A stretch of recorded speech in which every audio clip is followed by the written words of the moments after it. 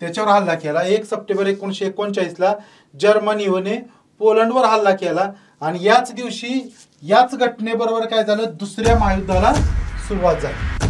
द्विराष्ट्र सिद्धांत म्हणजे काय, तर हिंदू आणि मुस्लिम हे दोन धर्म नसून ही दोन राष्ट्रे आहेत असा द्विराष्ट्र सिद्धांत कोणी मांडला, बॅरिस्टरजीने।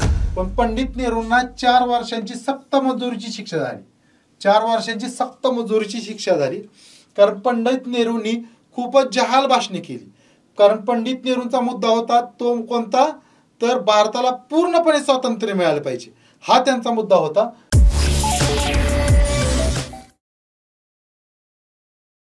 विद्यार्थी मित्र हो, नमस्कार। मी प्राध्यापक सचिन सत्रे व्हेनेटर करिअरच्या ऑनलाईन प्लॅटफॉर्मवरती तुमचं मनपूर्वक स्वागत करतो। विद्यार्थी मित्र हो, या प्लॅटफॉर्मवरती आपण भारतातील सर्व स्पर्धा परीक्षांना उपयुक्त असणाऱ्या सामान्य ज्ञानविषयक माहिती घेत आहोत। त्याअंतर्गत मी तुम्हाला आधुनिक भारताचा इतिहास हा विषय शिकवत आहे आणि त्या अंतर्गतही आपला आधुनिक भारताच्या इतिहासाचे बहुतेक व्हिडिओज येऊन पडलेले आहेत। फक्त आधुनिक भारताच्या इतिहासातील ज्याला शेवटचं पर्व म्हटलं जातं, दुसरं महायुद्ध, त्यानंतर चले जाव चळवळ आणि भारताला स्वातंत्र्य मिळणं, एवढे घटक राहिलेले आहेत। ते फक्त आपले बघायचे राहिलेत। त्याच्या आधीचे सर्व व्हिडिओज आपले या चॅनलवरती आलेले आहेत। तर या लेक्चरमध्ये आपण बघणार आहोत दुसरे महायुद्ध आणि राष्ट्रीय चळवळ। दुसरे महायुद्ध 1939ला सुरू झालं। 1939 ते 1945 या दरम्यानची राष्ट्रीय चळवळ बघणं या व्हिडिओमध्ये अपेक्षित आहे। पण विद्यार्थी मित्रांनो, एक लक्षात ठेवा, या काळात झालेली राष्ट्रीय चळवळ ही खूपच मोठी होती। तेवढं एकाच व्हिडिओमध्ये घेणं हे अवघड होऊन जाईल, तुम्हाला हे अभ्यास करणं ते अवघड होईल। त्यामुळे या भागामध्ये फक्त आपण दुसरे महायुद्ध आणि तिथून पुढे मग वैयक्तिक सत्याग्रहाची चळवळ असेल किंवा क्रिप्स योजना आली असेल, इथपर्यंतची माहिती बघणार आहोत। त्यानंतर जे चले जाव आंदोलन झालं, चले जाव आंदोलन किंवा त्याला छोडो भारत आंदोलन आपण म्हणतो, त्याचा आपण स्वतंत्र व्हिडिओच्या माध्यमातून त्याची माहिती बघणार आहोत। तर बघा, चला सुरू करूया दुसरे महायुद्ध आणि राष्ट्रीय चळवळ या घटकाला। तर बघा, 1 सप्टेंबर 1939 या दिवशी जर्मनीने पोलंडवर हल्ला केला। पोलंड नावाचा जो देश आहे त्याच्यावर हल्ला केला। 1 सप्टेंबर 1939ला जर्मनीने पोलंडवर हल्ला केला आणि याच दिवशी याच घटनेबरोबर काय झालं, दुसऱ्या महायुद्धाला सुरुवात झाली। जर्मनीचा पोलंडवर हल्ला 1 सप्टेंबर 1939ला झाला आणि त्या दिवशी काय झाली, दुसऱ्या महायुद्धाला सुरुवात झाली। त्यानंतर लगेच 2 दिवसांनी म्हणजे 3 सप्टेंबर 1939ला युरोपातील लोकशाहीच्या रक्षणासाठी, बघा, युरोपातील लोकशाहीचं रक्षण करण्यासाठी इंग्लंड आणि फ्रान्स हे जर्मनी विरुद्ध युद्धात उतरले। म्हणजे इंग्लंड आणि फ्रान्स कधी उतरलेत, 3 सप्टेंबर 1939ला दुसऱ्या महायुद्धात उतरले, लगेच 2 दिवसांनी। आणि त्यांनी कारण काय सांगितलं, तर युरोपातील लोकशाहीचं रक्षण करणे हे कारण सांगितलं। आणि याच दिवशी काय झालं, भारतात लॉर्ड लिनलिथगो आपला भारताचा कोणता व्हाईसरॉय होता, त्यावेळी भारताचा व्हाईसरॉय होता लॉर्ड लिनलिथगो यांना याच दिवशी म्हणजे 3 सप्टेंबर 1939 या दिवशी काय केलं, तर भारताला विश्वासात न घेता, भारतीय जनतेला विश्वासात न घेतला युद्धात खेचले। म्हणजे भारतीयांना विश्वासात न घेता भारत सुद्धा तिसऱ्या महायुद्धात सहभागी होतोय असं जाहीर केलं। हे जाहीर कुणी केलं, तर लॉर्ड लिनलिथगो यांनी जाहीर केलं। लॉर्ड लिनलिथगो यांनी भारतीयांना विश्वासात न घेताच भारताला काय केलं, दुसऱ्या महायुद्धात खेचलं। आता या निर्णयाच्या विरोधासाठी काँग्रेसच्या 8 प्रांतातील मंत्रिमंडळाने राजीनामे दिले। याविषयीची माहिती मी याच्या आधीचा एक व्हिडिओ केलेला आहे, तो म्हणजे काय, तर 1935चा कायदा आणि काँग्रेसची मंत्रिमंडळे म्हणून मी व्हिडिओ केला। त्या व्हिडिओमध्ये ही माहिती मी दिलेली आहेच, ही माहिती मी आधी दिलेली आहे। तर बघा, काँग्रेसच्या ज्या 8 मंत्रिमंडळाने राजीनामा दिला तो कशामुळे केला, तर भारतीयांना विचारात न घेता, भारतीयांशी कोणतेही सल्लामसलत न करता इंग्रजांनी काय केलं, भारताला दुसऱ्या युद्धात ढकललं.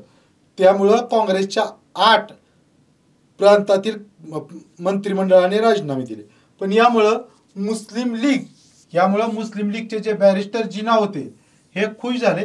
बॅरिस्टर जिना हे खुश झाले आणि त्यांनी काय केलं, 22 डिसेंबर 1939 हा दिवस काँग्रेसपासून मुक्ती व आभार दिन, म्हणून साजरा केला. कधी 22 डिसेंबर 1939 हा दिवस.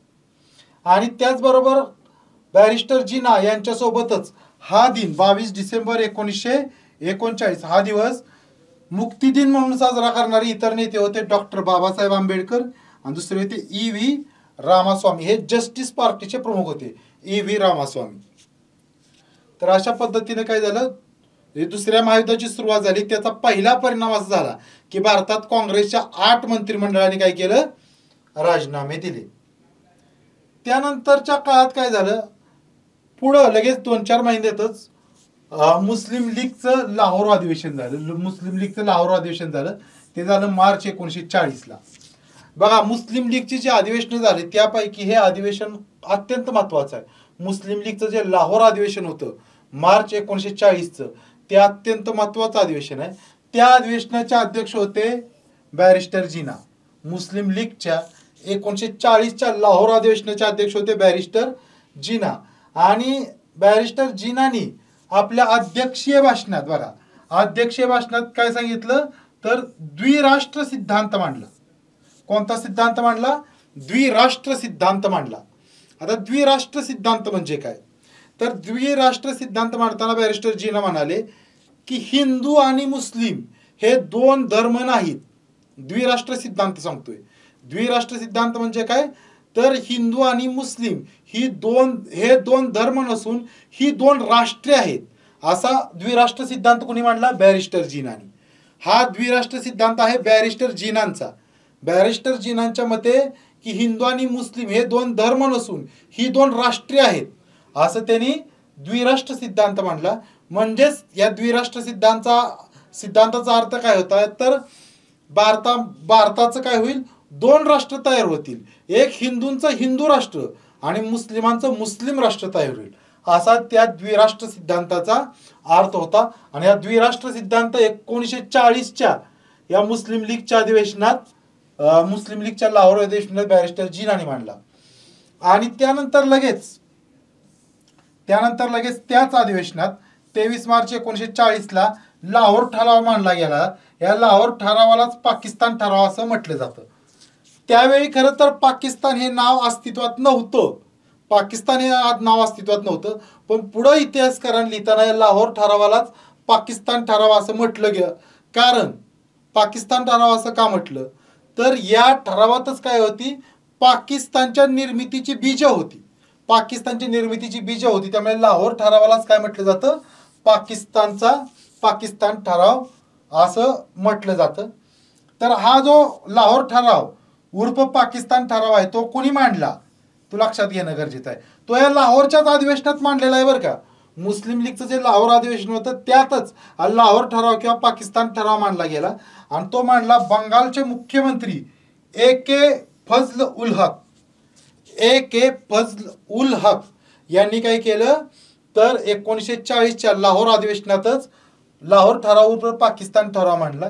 आणि लाहोर ठराव पाकिस्तान ठराव काय होता, तर हा ठराव मांडण्याच्या आधी मुस्लिम नेत्यांची, म्हणजे मुस्लिम लीगच्या नेत्यांची बरं का, मुस्लिम नेते अनेक होते, काँग्रेसमध्ये पण अनेक मुस्लिम नेते होते, त्यांचीही मागणी नव्हती.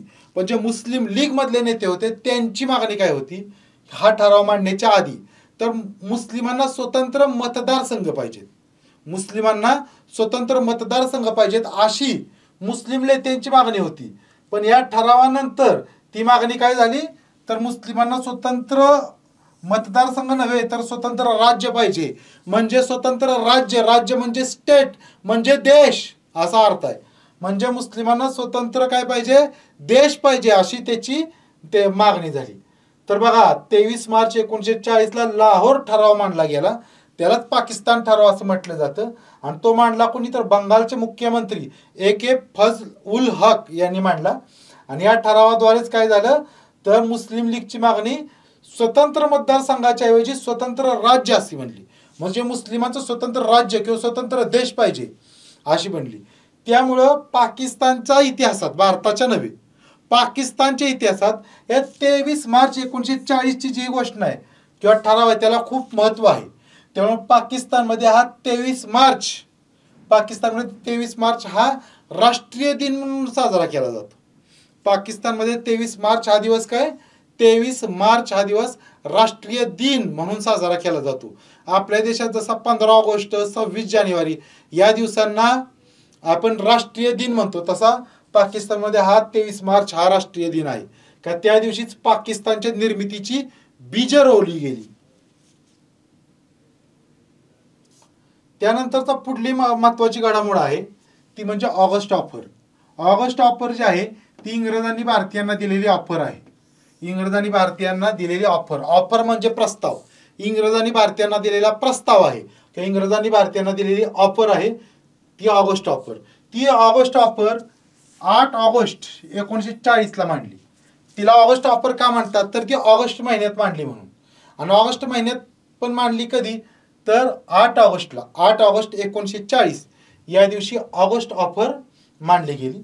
तर या ऑगस्ट ऑफरचं कारण काय होतं, या ऑगस्ट ऑफर देण्याचं महत्वाचं कारण काय होतं, तर बघा जून 1940 मध्ये आपण काय बघतोय, तर दुसऱ्या महायुद्ध काळातील आपली स्वातंत्र्य चळवळ बघतोय. दुसरं महायुद्ध हे 1939 ते 1945 या दरम्यान लढलं गेलं. तर दुसऱ्या महायुद्धातलीच एक घडामोड 1940 ला घडली. काय घडामोड घडली बघा, जून 1940 मध्ये इंग्रजांचा फ्रान्समध्ये पराभव झाला. जून 1940 मध्ये काय झाला, इंग्रजांचा फ्रान्समध्ये पराभव झाला आणि फ्रान्स हिटलरच्या ताब्यात गेलं. म्हणजेच काय, तर जून 1940 मध्ये इंग्रजांचा जर्मनीनं पराभव केला. हिटलर हा जर्मनीचा होता, तर जर्मनीनं इंग्रजांचा फ्रान्समध्ये पराभव केला आणि फ्रान्सवर जर्मनीनं प्रभुत्व प्रस्थापित केलं किंवा हिटलरनं फ्रान्स स्वतःच्या ताब्यात घेतला. त्यामुळे काय झालं, इंग्रज घाबरले, पुढे माग आपल्यावर पण त्यांचं आक्रमण होईल, हिटलरला घाबरले. आणि या युद्ध प्रयत्नात जर आपल्याला भारतीयांचं सहकार्य नाही मिळालं तर आपला या युद्धात पराभव होईल अशी भीती इंग्रजांच्या मनात निर्माण झाली. त्यामुळं घाबरून इंग्रजांनी काय केलं, 1940 मध्ये भारतीयांना ही ऑगस्ट ऑफर दिली. तर बघा, तर काय झालं, इंग्रजांचा फ्रान्समध्ये पराभव झाला आणि फ्रान्स हिटलरच्या ताब्यात गेला. त्यामुळे युद्ध काळात भारतीयांचा पाठिंबा मिळवण्यासाठी व्हाईसरॉय लिन लिथगो, ऑगस्ट ऑफर कुणी दिलेले, तर त्यावेळेचा भारताचा व्हाईसरॉय होता लॉर्ड लिन लिथगो यानंही ऑफर दिलेली आहे. लिन लिथगो याच्या माध्यमातून इंग्रजांनी ही ऑफर दिली किंवा हा प्रस्ताव मांडला. तर या प्रस्तावात काय होतं आपण बघूया. तर ऑगस्ट ऑफरमध्ये अनेक मुद्दे होते, ते मुद्दे परीक्षेला येतात त्यामुळे आपण बघणं गरजेचं आहे. तर कोणकोणते मुद्दे होते, तर ऑगस्ट ऑफरमधला पहिला मुद्दा होता तो म्हणजे व्हाईसरॉयच्या कार्यकारी मंडळाचा विस्तार करून एक युद्ध सल्लागार परिषद, काय केलं जाईल, एक युद्ध सल्लागार परिषद स्थापन केली जाईल आणि त्यात भारतीयांना घेतली जाईल. म्हणजे ऑगस्ट ऑफर देण्याच्या आधी व्हाईसरॉयचं जे कार्यकारी मंडळ होतं, कार्यकारी मंडळ म्हणजे थोडक्यात आजच्या काळातील मंत्रिमंडळ. व्हाईसरॉयचं कार्यकारी मंडळ म्हणजे आजच्या काळातलं मंत्रिमंडळ. तर व्हाईसरॉयच्या कार्यकारी मंडळात भारतीयांना मानावं तसं स्थान नव्हतं, याच्यामध्ये खूपच कमी भारतीयांना स्थान असायचं. पण या ऑफरनुसार काय सांगितलं, तर व्हाईसरॉयच्या कार्यकारी मंडळाचा विस्तार करण्यात येईल, म्हणजे हे कार्यकारी मंडळाची संख्या वाढवण्यात येईल आणि काय करण्यात येईल, एक युद्ध सल्लागार परिषद स्थापन करून त्यात भारतीयांना घेतली जाईल अशी पहिली ऑफर दिली. दुसरी ऑफर खूप आपल्याला महत्वाची आहे, ही इतिहासाच्या दृष्टिकोनातून पण महत्वाची आहे आणि भारतीय राज्यघटनेचा अभ्यास करताना पण हा मुद्दा येतो. तो म्हणजे ऑगस्ट ऑफरमधील हा दुसरा मुद्दा काय होता, तर संविधान तयार करणे. संविधान म्हणजेच राज्यघटना, संविधान म्हणजेच राज्यघटना. संविधान तयार करणे ही मुख्यतः, शब्द खूप महत्वाचा आहे, ही मुख्यतः भारतीयांची जबाबदारी असेल. संविधान तयार करणे किंवा राज्यघटना तयार करणे ही मुख्यतः भारतीयांची जबाबदारी असेल, असं ऑगस्ट ऑफरमधील दुसरी ऑफर होती. तिसरी बघा, तिसरी ऑफर होती ती म्हणजे नवीन घटना तयार करताना, संविधान तर तयार करायचं ठरलं तर नवीन घटना तयार करताना अल्पसंख्याकाच्या मताला पूर्ण महत्त्व दिलं जाईल, ही तिसरी ऑफर होती. तिसरी ऑफर काय होती तर नवीन घटना तयार करताना अल्पसंख्याकाच्या मताला पूर्ण महत्त्व दिले जाईल. पण ही जी तिसरी अट होती ती कुणासाठी होती? मुस्लिम लीगसाठी. कारण त्यावेळेस अल्पसंख्याकांचे मत म्हणजे कुणाचे तर मुस्लिमांचे, कारण अल्पसंख्याक कोण होते? मुस्लिम होते. अल्पसंख्याक कोण होते? मुस्लिम. तर बघा, नवीन घटना ही मुख्यतः भारतीय तयार करतील, नवीन राज्यघटना मुख्यतः भारतीय तयार करतील असं या ऑगस्ट ऑफरमध्ये सांगितलं. पण त्याबरोबर यात काय सांगितलं की नवीन राज्यघटना तयार करताना अल्पसंख्याकाच्या मताला पूर्ण महत्त्व दिलं जाईल. याच्यामुळे मुस्लिम लीग खुश झाला. कारण मुस्लिम लीगचं असं मत झालं की नवीन घटना तयार करताना अल्पसंख्याकाच्या मताला पूर्ण महत्त्व दिलं जाईल, म्हणजे मुस्लिम लीगच्या मतालाच पूर्ण महत्त्व दिलं जाईल. त्यानंतर पुढली ऑगस्ट ऑफर होती कोणती तर भारताला अंतर्गत स्वायत्तता दिली जाईल. भारताला अंतर्गत स्वायत्तता दिली जाईल, ही पुढली ऑफर होती. त्यानंतर पण ही जी व्यवस्था आहे, अंतर्गत स्वायत्तता ही कधी दिली जाईल तर युद्ध समाप्तीनंतर. अंतर्गत स्वायत्तता कधी दिली जाईल तर युद्ध समाप्तीनंतर, असे ऑगस्ट ऑफरमध्ये सांगितलं. आता ऑगस्ट ऑफरमधले हे आपण मुद्दे बघितले. तर हे मुद्दे जर तुम्हाला व्यवस्थित समजले नसतील तर पुन्हा व्हिडिओ पाठीमागे घेऊन तुम्ही बघू शकताय. तर या ऑगस्ट ऑफरचंही काय महत्त्व होतं? या ऑगस्ट ऑफरचं महत्त्व काय होतं बघा.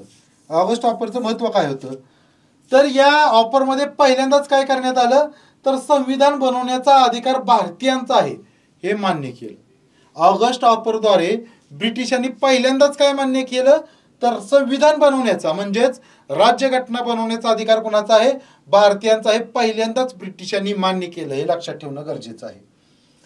त्यानंतर या ऑफरचं दुसरं महत्त्व काय तर अंतर्गत स्वायत्ततेचे स्पष्ट आश्वासन देण्यात आलं की बघा, भारताला अंतर्गत स्वायत्तता दिली जाईल असं स्पष्ट आश्वासन दिलं म्हणजे अंतर्गत स्वायत्ततेचे स्पष्ट आश्वासन पहिल्यांदा बी याच ऑगस्ट ऑफरमध्येच दिलं गेलं.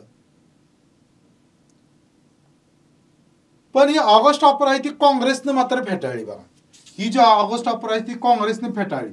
काँग्रेसनं का फेटाळली तर त्यामधला मुद्दा सांगतो की ह्याच्यामध्ये तरतूद काय होती तर संविधान बनवण्याची जबाबदारी मुख्यतः भारतीयांची असेल. मुख्यतः भारतीयांची असेल म्हणजे पूर्णतः नसेल असा त्याचा अर्थ होतोय. पाठीमागच मी तुम्हाला सांगितलं की ही दुसरी ऑफर ब्रिटिशांनी काय दिली भारतीयांना की संविधान तयार करणे ही मुख्यतः भारतीयांची जबाबदारी असेल, मुख्यतः भारतीयांची जबाबदारी असेल. यालाच काँग्रेसनं काय केलं? आक्षेप घेतला. काँग्रेसनं आक्षेप काय घेतला तर संविधान बनवण्याची जबाबदारी मुख्यतः भारतीयांची असेल म्हणजे पूर्णतः नसेल. म्हणजेच काय तर संविधान मुख्यतः कोण बनवतील तर भारतीय बनवतील. मुख्यतः भारतीय म्हणजे त्यातले मुख्य भारतीय असतील, पण अंशतः काही प्रमाणात इंग्रज असतील. मग त्या घटना बनवण्यात किंवा राज्यघटना बनवण्यात काही प्रमाणात जर इंग्रज आले तर ती घटना व्यवस्थित बनणार नाही असं काँग्रेसचं म्हणणं होतं. म्हणूनच हा मुद्दा महत्त्वाचा आहे की संविधान बनवण्याची जबाबदारी मुख्यतः भारतीयांची असेल म्हणजे पूर्णतः भारतीयांची नसेल. तर काँग्रेसचं म्हणणं होतं की मुख्यतः नव्हे पूर्णतः संविधान भारतीयांनीच बनवलं पाहिजे असं काँग्रेसची मागणी होती. त्याचबरोबर जे अंतर्गत स्वायत्ततेचे तत्व आहे ते पंडित नेहरूंनी फेटाळले. अंतर्गत स्वायत्तता म्हणजे अंतर्गत स्वायत्तता याचा अर्थ लक्षात घेणं गरजेचं आहे. अंतर्गत स्वायत्तता म्हणजे काय तर ब्रिटिश साम्राज्या अंतर्गत भारताला स्वातंत्र्य मिळणार, म्हणजे भारतावरती ब्रिटिशांचं राज्य राहणारच, फक्त भारताच्या अंतर्गत कारभार आहे ती भारतीय लोक बघणार. भारताचा अंतर्गत कारभार कोण बघणार?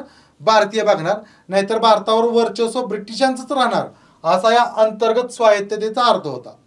पण पंडित नेहरूंनी हे तत्व नाकारलं, कारण पंडित नेहरूंचं म्हणणं होतं की आम्हाला अंतर्गत स्वायत्तता नको, आम्हाला पूर्ण स्वातंत्र्य पाहिजे. म्हणजे सध्या जसा आपला भारत देश स्वतंत्र आहे तसं पूर्ण स्वातंत्र्य पाहिजे असं पंडित नेहरूंचं मत होतं. पण आता पुढे लक्षात घ्या, पुढे जाऊन मुस्लिम लीगनं मात्र ही ऑफर आहे ती स्वीकारली. मुस्लिम लीगनं ही ऑफर स्वीकारली. याचं कारण मी पाठीमागे सांगितलंय की ब्रिटिश सरकार कोणतीही भावी घटना मुस्लिम लीगच्या संमतीशिवाय स्वीकारणार नाही. बघा, मुस्लिम लीगनं काय अर्थ काढला की ब्रिटिश सरकार कोणतीही भावी घटना मुस्लिम लीगच्या संमतीशिवाय स्वीकारणार नाही. हा अर्थ मुस्लिम लीगनं कोणत्या आधारावर काढला? तर या आधारावर नवीन घटना तयार करताना अल्पसंख्याकाच्या मताला पूर्ण महत्व दिलं जाईल असं ऑगस्ट ऑफरमध्ये सांगितलं होतं. याचाच अर्थ मुस्लिम लीगनं काय घेतला तर ब्रिटिश सरकार कोणतीही भावी घटना म्हणजे राज्यघटना तर मुस्लिम लीगच्या संमतीशिवाय स्वीकारणार नाही असा त्याचा अर्थ मुस्लिम लीगनं काढून ही काय केली ऑगस्ट ऑफर स्वीकारली. आता बघा, दुसऱ्या महायुद्ध काळातच झालेलं महत्वाचं अधिवेशन आहे, आंदोलन आहे, ते म्हणजे वैयक्तिक सत्याग्रह. वैयक्तिक सत्याग्रह म्हणजेच इंडिव्हिज्युअल सत्याग्रह. इंडिव्हिज्युअल सत्याग्रह म्हणजेच वैयक्तिक सत्याग्रह दुसऱ्या महायुद्ध काळात झालेलं एक आंदोलन आहे. तर हे आंदोलन काय झालं तर महात्मा गांधींचं असं मत होतं की इंग्रज युद्ध प्रयत्नात गुंतलेले असताना आपण एक व्यापक चळवळ सुरू करण्याऐवजी छोट्या प्रमाणातली एखादी अशी चळवळ सुरू करावी ज्याच्यामुळे जास्तीत जास्त लोकही सहभागी होतील आणि स्वातंत्र्याचा प्रश्न आहे तो जनमानसात पसरेल. असं या उद्देशानं महात्मा गांधींनी वैयक्तिक सत्याग्रहाची चळवळ सुरू करायचं ठरवलं. तर बघा, सप्टेंबर 1940ला मुंबईतील काँग्रेस महासमितीच्या अधिवेशनात महात्मा गांधींची वैयक्तिक सत्याग्रहाची घोषणा. म्हणजे सप्टेंबर 1940लाच महात्मा गांधींनी वैयक्तिक सत्याग्रहाची घोषणा केली. म्हणजे वैयक्तिक सत्याग्रहाची कुठं केली घोषणा तर मुंबईत. बघा, मुंबईतील काँग्रेस महासमितीच्या अधिवेशनात. काँग्रेस महासमिती म्हणजेच त्याला आपण काय म्हणतो AICC. AICC म्हणजे all India Congress conference, all India Congress committee असा त्याचा लॉंग फॉर्म आहे. All India Congress committee. Congress महासमिती म्हणजे all India Congress committee. All India Congress कमिटीच्या अधिवेशनात महात्मा गांधींनी वैयक्तिक सत्याग्रहाची घोषणा केली. त्यानंतर ही घोषणा केली सप्टेंबरमध्ये. त्यानंतर 13 ऑक्टोबर 1940ला वर्धा या ठिकाणी बैठक झाली. कारण 1936 नंतरच्या काळात महात्मा गांधी जास्तीत वर्धा या ठिकाणी असायचे. वर्धा या ठिकाणीच त्यांचा आश्रम होता. 1930लाच महात्मा गांधींनी साबरमती आश्रम सोडला होता आणि त्यानंतर ते पुढल्या काळात वर्ध्याला शिफ्ट झालेले होते. तर 13 ऑक्टोबर 1940ला वर्धा बैठक झाली. वर्धा बैठकीत महात्मा गांधींनी विनोबा भावे यांना पहिले वैयक्तिक सत्याग्रह म्हणून घोषित केले. बघा, 13 ऑक्टोबर 1940ला वर्धा बैठकीत महात्मा गांधींनी घोषित केलंय बरं का. वर्धा बैठकीत महात्मा गांधींनी विनोबा भावेंना पहिले वैयक्तिक सत्याग्रही म्हणून घोषित केले. आता वैयक्तिक सत्याग्रह म्हणजे काय प्रकार होता तर त्याची पद्धत काय होती तर या वैयक्तिक सत्याग्रह होता तो म्हणजे ब्रिटिश जे दुसऱ्या महायुद्धात गुंतलेलं दुसरं महायुद्ध करत होतं तर ह्या युद्ध विरोधी भाषण देण्यासंदर्भात होतं. म्हणजे ब्रिटिश काय करत होतं युद्धात सहभागी झालं होतं व त्या युद्धात जो पैसा खर्च करत होता त्यामधला बहुतेक पैसा हा भारतीयांचा खर्च होत होता. भारतात त्यामुळे काय प्रचंड प्रमाणात महागाई वाढली होती. भारतीयांचे अतोनात हाल सुरू होते. या गोष्टी लोकांच्या लक्षात आणून देण्यासाठी हे वैयक्तिक सत्याग्रह होतं. तर या सत्याग्रहाची पद्धत काय होती तर हे दुसरं महायुद्ध जे चाललं होतं त्या युद्धविरोधी भाषणे करत दिल्लीच्या दिशेने कूच करणे म्हणजे चालत जाणे. म्हणजे जो कोणी वैयक्तिक सत्याग्रही झाला आहे त्याने काय करायचं तर दुसरं महायुद्धात जे इंग्लंड युद्धात सहभागी झालेला आहे त्याच्या विरुद्ध भाषणे देत दिल्लीच्या दिशेने जायचं. जाताना मध्येच जर त्याला अटक केली तर हसत अटक करून घ्यायची. पण अटकच नाही केली तर दिल्लीपर्यंत वेगवेगळ्या गावांमध्ये शहरांमध्ये भाषणं देत जायचं. असं ह्या वैयक्तिक सत्याग्रहाची पद्धत होती. आणि या सत्याग्रहात काय ठरलं होतं तर दिल्लीच्या दिशेनं कूच करायची. म्हणून या सत्याग्रहाला दुसरं नाव काय मिळालं तर दिल्ली चलो चळवळ असं या सत्याग्रहाला नाव मिळालं. या सत्याग्रहाला असं नाव कशामुळे मिळालं तर या सत्याग्रहातलं तत्वच होतं की युद्धविरोधी भाषण करत करत दिल्लीच्या दिशेने जायचं. म्हणून वैयक्तिक सत्याग्रहाचं दुसरं नाव काय आहे? दिल्ली चलो चळवळ. तर याच्याविषयी अजून पुढे माहिती बघूया आपण.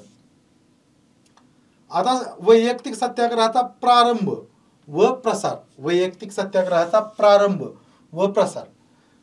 तर 13 ऑक्टोबरला बघा, 13 ऑक्टोबरला मी सांगितलं की वैयक्तिक सत्याग्रही म्हणून विनोबा भावेंची निवड झाली. त्यानंतर 17 ऑक्टोबर 1940 पवनार नावाचं ठिकाण आहे विदर्भात.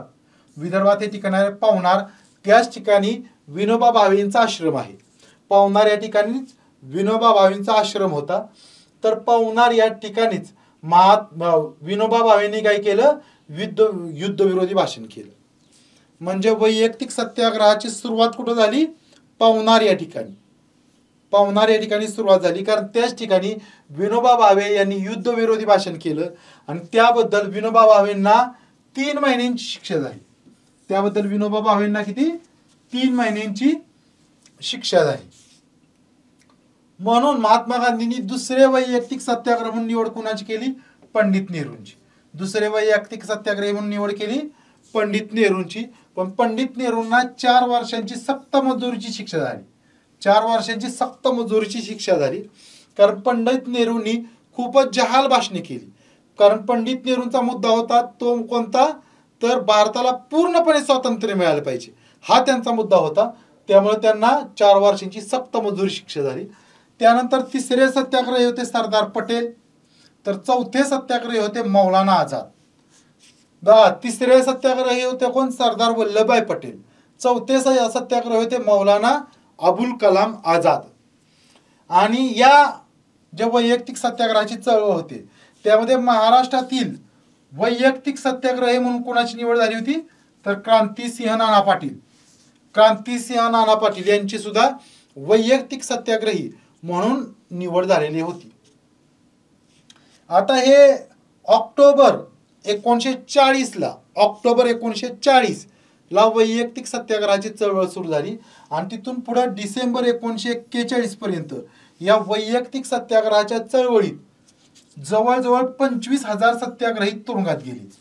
किती? 25,000 सत्याग्रही. हे 25,000 सत्याग्रही म्हणजे सामान्य लोक नव्हती, तर हे 25,000 लोक हे भारतातील खूप महत्वाचे असे नेते होते. ते तुरुंगात गेले होते 25,000. पण पुढे काय झालं बघा, जपानने भारताच्या हद्दीपर्यंत धडक मारली. कारण दुसरं महायुद्ध तर सुरू होतं आणि जपान हे इंग्लंडच्या विरोधात होतं. आपल्याला तर माहित आहे की जपानमध्ये नेताजी सुभाषचंद्र बोस गेले होते. त्या ठिकाणी आझाद हिंद फौज घेऊन ते भारताच्या दिशेने येत होते. तर जपाननं काय केलं होतं? भारताच्या सरहदीपर्यंत 1941 दरम्यान 41-42 दरम्यान धडक मारली. त्यामुळे महात्मा गांधींनी काय केलं? महात्मा गांधींनी वैयक्तिक सत्याग्रहाची चळवळ बंद केली. वैयक्तिक सत्याग्रहाची चळवळ बंद केली. आता तुम्ही असं म्हणाल की जपानने भारताच्या सीमेवर धडक मारली म्हणून महात्मा गांधींनी चळवळ का बंद केली? तर याला कारण आहे, ती म्हणजे जपानची कार्यपद्धती. जपान हा अत्यंत क्रूर असा त्यावेळी देश होता. आजचा जर जपान आपण बघितला तर जगातला सगळ्यात शांततावादी आणि चांगल्या लोकांचा देश म्हणून आपण जपानकडे बघतो.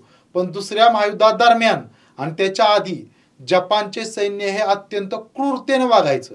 कारण जपानच्या सैन्यानं रशिया, चीन या भागामध्ये जो अत्याचार केला तो महाभयंकर अत्याचार होता. त्यांनी स्त्रियांच्यावर तर बलात्कार केलेच, पण लहान मुलींच्यावर सुद्धा बलात्कार केले. स्त्रियांच्यावर बलात्कार करून त्यांना मारलं, खलास केलं. पुरुषांना मारण्याची पण त्यांची पद्धत भयानक होती. त्याच्यामुळं जपान्यांना सगळे लोक घाबरायचे. त्यामुळे महात्मा गांधींचं असं मत झालं की आपण जर ही चळवळ अशीच चालू ठेवली वैयक्तिक सत्याग्रहाची आणि त्यामुळे जर ब्रिटिशांचा पराभव झाला तर ब्रिटिशांपेक्षा महाभयंकर असा जपान सारखा शत्रू आपल्या देशात येईल. जपान म्हणजे आजचा चांगला जपान नव्हे, तो महाभयंकर महाक्रूर जपानी होते. ते आपल्या देशावर राज्य करतील आणि ते आपल्या देशात आल्यावर कधी आपला देश सोडतील काय सांगता येणार नाही. महात्मा गांधींनी ती चळवळ मागे घेतली. पण या वैयक्तिक सत्याग्रहाची जी चळवळ आहे त्याचं महत्त्व काय बघा. तर या चळवळीमुळे महात्मा गांधींनी काय केलं तर व्यापक जनचळवळीसाठी निष्ठावान कार्यकर्ते तयार केले. वैयक्तिक सत्याग्रहाच्या चळवळीमार्फत महात्मा गांधींनी काय केलं तर व्यापक जनचळवळीसाठी निष्ठावान कार्यकर्ते तयार केले. म्हणजे 1942चं जे चलेजा आंदोलन झालं त्याची पार्श्वभूमी ह्या वैयक्तिक सत्याग्रहानं तयार केली. कारण वैयक्तिक सत्याग्रहात बघा किती नेते आहेत, 25,000 नेते तुरुंगात गेले आणि 25,000 नेते, प्रत्येक नेत्याचे अनेक कार्यकर्ते असतात, त्यांच्याकडून मिळून किती मोठं आंदोलन होईल हे महात्मा गांधींना माहीत होतं. त्यामुळं पुढं होणाऱ्या व्यापक जनचळवळीसाठी महात्मा गांधींनी यामार्फत काय केलं, एक वातावरण किंवा असे निष्ठावान कार्यकर्ते तयार केले. तर बघा पुढं आता त्यानंतर पुढलं वैयक्तिक सत्याग्रहानंतर दुसऱ्या महायुद्ध काळातच भारतामध्ये झालेली महत्त्वाची घडामोड आहे ती म्हणजे Cripps mission March 1942. Cripps mission March 1942. तर क्रिप्स मिशन जे आलं ते क्रिप्स मिशनचं नेतृत्व कोणी केलं हे लक्षात घेणं गरजेचं आहे. तर ते केलं सर स्ट्रॅफर्ड क्रिप्स.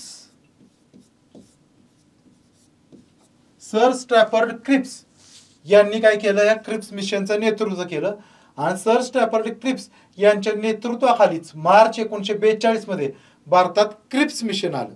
भारतात क्रिप्स मिशन आलं.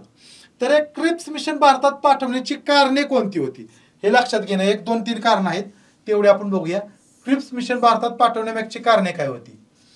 तर जपानच्या आक्रमणाचा धोका लक्षात घेऊन भारतीयांचे सहकार्य मिळवले. याच्या आधीच मी सांगितलं की महात्मा गांधींनी 1941 किंवा 42च्या सुरुवातीला वैयक्तिक सत्याग्रहाची चळवळ माघारी घेतली. का मागे घेतली तर जपानचं आक्रमण आपल्या भारताच्या सीमेवर आलं होतं. मग या जपानच्या आक्रमणाचा धोका इंग्रजांना पण वाटत होता. मग जपानच्या आक्रमणाचा धोका लक्षात घेऊन भारतीयांचं सहकार्य, जपानच्या विरोधात भारतीयांचं सहकार्य मिळवणं हा क्रिप्स मिशन पाठवण्यामागला एक उद्देश होता इंग्रजांचा. कारण जपानच्या विरोधात का भारतीयांचं सहकार्य घ्यायचं होतं तर जपानच्या बाजूने भारताचे महत्त्वाचे नेते नेताजी सुभाषचंद्र बोस गेलेले होते. त्यामुळे भारतीयांनी जर जपान यांना साथ दिली तर इंग्रजांचं भारतात अवघड होईल असं इंग्रजांना वाटलं. त्यामुळे त्यांनी काय केलं, क्रिप्स मिशन भारतात पाठवलं. दुसरं क्रिप्स मिशन पाठवण्याचं कारण काय तर रुझवेल्ट आणि चांग काय शेक. रुझवेल्ट कोण आहेत लक्षात घ्या, यांचा इंग्लंडवर दबाव होता. रुझवेल्ट आणि चांग काय शेक यांचा इंग्लंडवर दबाव काय होता की वास्तव सत्ता भारतीय जनतेच्या हातात द्या. इंग्लंडवर दबाव काय होता की वास्तव सत्ता भारतीयांच्या ताब्यात द्या, असा रुझवेल्ट आणि चांग काय शेक यांचा इंग्लंडवर दबाव होता. तर हे रुझवेल्ट कोण होते तर हे होते अमेरिकेचे राष्ट्राध्यक्ष. अमेरिकेचे राष्ट्राध्यक्ष होते Franklin D Roosevelt. Franklin D Roosevelt हे अमेरिकेचे राष्ट्राध्यक्ष होते. त्यांनी पण इंग्लंडवर दबाव आणला होता की भारतीयांच्या हातात वास्तव सत्ता द्या म्हणून. त्याचबरोबर हे चांग काय शेक आहे, हे आहेत चांग काय शेक. चांग काय शेक तर हे चांग काय शेक आहेत त्यावेळेचे चीनचे अध्यक्ष, त्यावेळेचे चीनचे राष्ट्राध्यक्ष. या दोघांनी काय इंग्लंडवर दबाव आणला होता की भारतीयांच्या हातात तुम्ही वास्तव सत्ता द्या, वास्तव राजकीय सत्ता द्या, म्हणून क्रिप्स मिशन भारतात आलं. तर हे बघा कसं कसं भारतात आलेलं आहे. तर 22 मार्च 1942 सगळे 1942 ला घडलेल्या घटना आहेत. 22 मार्च 1942 ला क्रिप्स मिशन भारतात आलं. त्यानंतर 23 मार्च 1942 ला क्रिप्स मिशननं आपला जो घोषणेचा मसुदा होता, जी घोषणा आणली होती भारतीयांसाठी, जी घोषणा करणार होती त्याचा मसुदा म्हणजे कच्चा आराखडा व्हाईसरॉय काउन्सिल समोर सादर केला. व्हाईसरॉय काउन्सिल म्हणजे काय तर व्हाईसरॉयचं कार्यकारी मंडळ, म्हणजे सध्याच्या काळातलं पंतप्रधान आणि त्यांचं मंत्रिमंडळ. तसं व्हाईसरॉय काउन्सिल समोर काय केलं, ही घोषणेचा मसुदा त्यांच्या समोर ठेवला. त्यानंतर 25 मार्चला हा मसुदा कोणासमोर ठेवला, भारतीय नेत्यांच्या समोर ठेवला 25 मार्च 1942 ला. आणि त्यानंतर 29 मार्च 1942 ला क्रिप्स मिशननं आणलेला जो मसुदा आहे तो जनतेसाठी पत्रकार परिषदेत जाहीर करण्यात आला.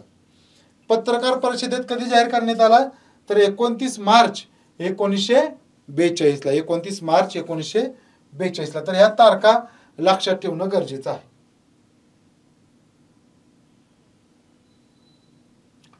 त्यानंतरच्या बघा, आता ह्या क्रिप्स मिशन मधल्या महत्वाच्या तरतुदी काय होत्या, तर या तरतुदी अत्यंत महत्वाच्या आहे, कारण क्रिप्स मिशन पण महत्वाचे आहे. क्रिप्स मिशन अत्यंत महत्वाचे, त्यामुळे त्याच्या तरतुदी अत्यंत महत्वाच्या आहेत. तर पहिली तरतूद काय होती की भारतात संघराज्याची त्वरित निर्मिती करून त्याला वसाहतीचे स्वराज्य दिले जाईल.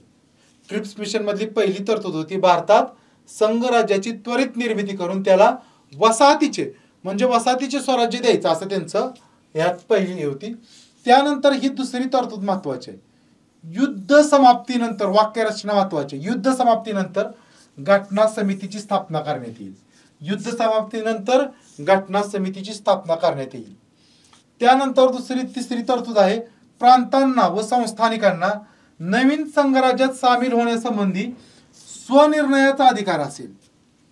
बघा, स्वनिर्णयाचा अधिकार याचा अर्थ लक्षात घ्या. प्रांतांना पण हा स्वनिर्णयाचा अधिकार असेल आणि संस्थानिकांनाही असेल.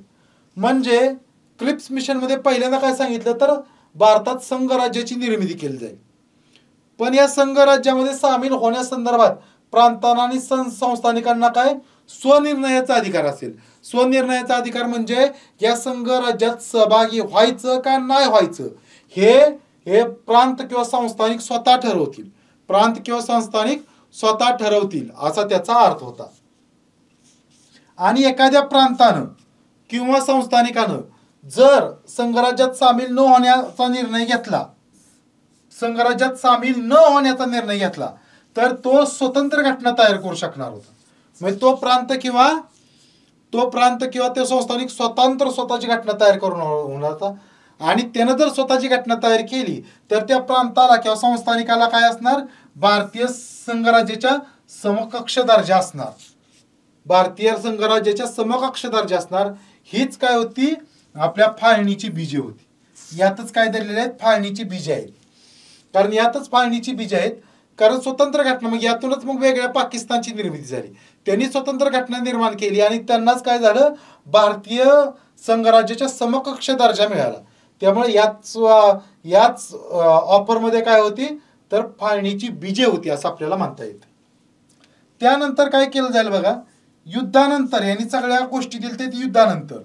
तर युद्धानंतर व्हाईसरॉयच्या काउन्सिलमधील सर्व सदस्य भारतीय असतील. बघा, युद्धानंतर सांगितलं, युद्धात आम्हाला तुम्ही सहकार्य करा. मग युद्धानंतर काय असेल, व्हाईसरॉयच्या काउन्सिलमधील, व्हाईसरॉयचं काउन्सिल म्हणजे व्हाईसरॉयचं मंत्रिमंडळ, व्हाईसरॉयचं काउन्सिल म्हणजे व्हाईसरॉयचं मंत्रिमंडळ. तर युद्धानंतर व्हाईसरॉयच्या मंत्रिमंडळातील सर्व सदस्य भारतीय असतील, पण कधी, युद्धानंतर, असं क्रिप्स मिशन मध्ये सांगण्यात आलं. आता क्रिप्स मिशनचं पण काय महत्व होतं, क्रिप्स मधल्या ज्या तरतुदी होत्या त्यांचं काय महत्व होतं, तर बघा, भारताचा वसाहतीच्या स्वातंत्र्याचा हक्क प्रथमच मान्य करण्यात आला. बघा, भारताचा वसाहतीच्या स्वातंत्र्याचा हक्क प्रथमच मान्य करण्यात आला. भारतात वसाहतीच्या स्वातंत्र्याचा हक्क पहिल्यांदाच मान्य करण्यात आला. आणि भारताची घटना आहेत काय सांगितलं यांनी, पूर्णतः भारतीयांनी तयारी करावी हे पण मान्य करण्यात आलं. भारताची घटना पूर्णतः, ऑगस्ट ऑफर मध्ये सांगितलं होतं की मुख्यतः भारतीय बनवतील, पण क्रिप्स मिशन मध्ये सांगितलं की भारताची घटना पूर्णतः भारतीय बनवतील. हे एक महत्वाचा मुद्दा आहे. आणि भारताचा वसाहतीच्या स्वातंत्र्याचा हक्क प्रथमच मान्य करण्यात आला. पण इथं मुद्दा लक्षात घ्या, क्रिप्स मिशन काय झालं, कुणाचंच समाधान झालं नाही. म्हणजे काँग्रेसचंही समाधान झालं नाही आणि मुस्लिम लीगचं सुद्धा समाधान झालं नाही. क्रिप्स मिशननं कोणाचं समाधान झालं नाही का, तर बघा, तर काँग्रेसला न आवडलेले मुद्दे कोणते होते, तर अंतर्गत स्वायत्तता दिली जाईल ती पण कधी, युद्धानंतर, असं यात सांगितलं होतं. क्रिप्स मिशन मध्ये काय सांगितलं होतं की भारताला अंतर्गत स्वायत्तता दिली जाईल, पण ती कधी, युद्धानंतर. त्यामुळं हा मुद्दा आवडला नाही. याविषयीच महात्मा गांधींचं मत काय आहे गाजलेलं, ती म्हणजे क्रिप्स मिशन म्हणजे काय, तर बुडत्या बँकेवरील पुढील तारखेचा चेक. बुडत्या बँकेवरील पुढील बँकेचा चेक म्हणजे एखादी बँक बुडणार आहे, ती संपुष्टात येणार आहे, तिचं दिवाळी निघणार आहे, आणि त्या बँकेने काय केलं, पुढल्या महिन्यातल्या एखाद्या तारखेचा, या महिन्यात बँक बुडणार आहे आणि तिनं पुढल्या महिन्यातल्या तारखेचा चेक दिला. मग चेक घेऊन आपण जाणार कुणाकडं, चेक मधले पैसे वटवणार कुठं, असा त्याचा अर्थ. बुडत्या बँकेवरील पुढील तारखेचा चेक, असं महात्मा गांधींनी मत व्यक्त केलं. कारण महात्मा गांधींचं म्हणणं असं होतं की या दुसऱ्या महायुद्धात इंग्लंडचा पराभव होईल. मग इंग्लंडचा जर पराभव झाला तर ते काय आपल्याला स्वातंत्र्य देणार, म्हणून महात्मा गांधींनी ही टीका केली. त्यानंतर दुसऱ्या गोष्टीला आक्षेप घेतला काँग्रेसनं, ते म्हणजे प्रांतांना संविधानात सहभागी होण्याबाबत स्वातंत्र्य देणे. पाठीमागच मी सांगितलं की क्रिप्स मिशनच्या तरतुदींमध्येच काय होतं तर फाळणीची बीजे होती. याच्यामध्येच काय होती, फाळणीची बीजे होती. त्याच्यामध्ये काय सांगितलं होतं तर प्रांतांनी संघराज्यात सामील व्हावं किंवा न व्हावं असं त्यांना स्वयंनिर्णयाचा हक्क असेल. मग या गोष्टीलाच काय होतं, काँग्रेसनं विरोध केला. आता मुस्लिम लीगची नाराजी कशा संदर्भात होती. मुस्लिम लीगची नाराजी का होती तर या घोषणेत स्पष्टपणे पाकिस्तानच्या निर्मितीचा उल्लेख नव्हता. क्रिप्स मिशनमध्ये स्पष्टपणे पाकिस्तानच्या निर्मितीचा उल्लेख नव्हता. त्यामुळं मुस्लिम लीगनं या क्रिप्स मिशनविषयी नाराजी व्यक्त केली. त्यानंतर हिंदू महासभा जी आहे, हिंदू महासभेची मतं बहुतेक काँग्रेस सारखीच होती. पण हिंदू महासभेनं अजून काय सांगितलं तर या योजनेत, क्रिप्स योजनेत काय पाकिस्तानच्या निर्मितीचा जिवंत विषाणू आहे किंवा लिव्हिंग व्हायरस आहे असं हिंदू महासभेनं सांगितलं. हिंदू महासभेनं पण काय केलं, क्रिप्स मिशनला विरोध केला आणि त्यांनी काय सांगितलं तर या क्रिप्स योजनेत पाकिस्तानच्या निर्मितीचा जिवंत विषाणू आहे म्हणजे लिव्हिंग व्हायरस आहे. त्याचबरोबर भारतापासून पंजाब वेगळा केला, कारण पंजाब वेगळा केला जाण्याच्या संभाव्यतेमुळे शिखांचा क्रिप्स मिशनला विरोध होता. कारण शिखांना वाटत होतं की पंजाब हा भारतापासून वेगळा केला जाईल. असं का वाटत होतं तर या क्रिप्स योजनेतच तरतूद होती ती म्हणजे प्रांतांना स्वयंनिर्णयाचा अधिकार दिला होता. आणि पंजाब हा जो प्रांत होता त्यावेळेचा, त्याच्यामध्ये मुस्लिमांची संख्या जास्त होती. पंजाब म्हणजे जेवढा आता भारतात आहे तेवढाच भाग पाकिस्तानमध्ये पण आहे. पाकिस्तानमधला पंजाब आणि भारतातला पंजाब मिळून एक पंजाब राज्य होतं आणि त्यात शिखांपेक्षा मुस्लिमांची संख्या जास्त होती.